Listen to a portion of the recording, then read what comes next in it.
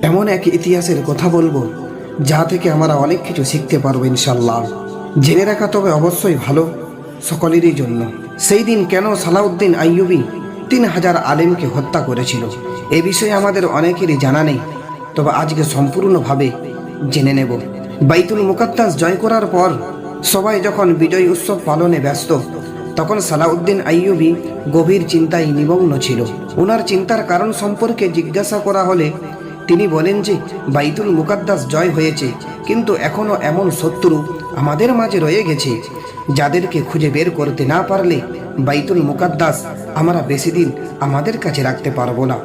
সালাউদ্দিন আইয়ুবী অনন্ত বিশ্বস্ত সেনাদের নিয়ে খুবই গোপনে একটি নতুন গোয়েন্দা বিভাগ গঠন করলেন, যাদেরকে ইহুদি গোয়েন্দা সেনাদের থেকে প্রাপ্ত তথ্য দিয়ে ট্রেনিং দিলেন।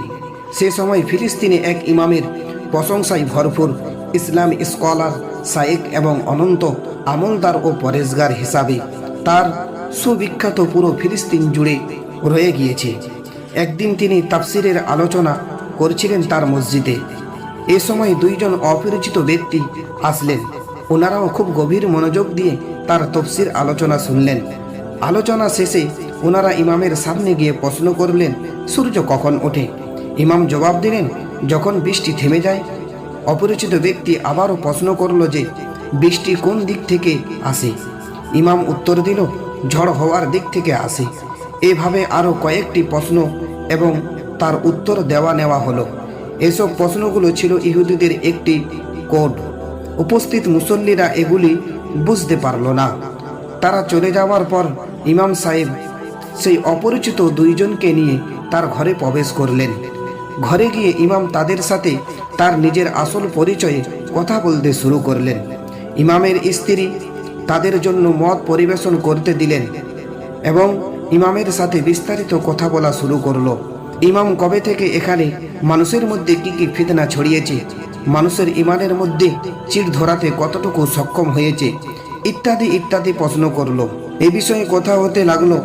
ইমামও অনন্ত আগ্রহের সাথে কিভাবে মানুষের মাঝে ফিতনা তৈরি করেছে, কিভাবে মাসলাগত বিরোধী লাগিয়েছে, কিভাবে এর মাঝে ইহুদি পণ্ডিতের সাথে যোগাযোগ রক্ষা করেছে, কিভাবে মানুষকে জিহাদ থেকে বিমুখ রাখেছে, কিভাবে ইহুদিদের ক্ষমতায় ভয় মুসলমানদের মধ্যে ঢুকিয়ে দিয়েছে, সব বলতে লাগলো।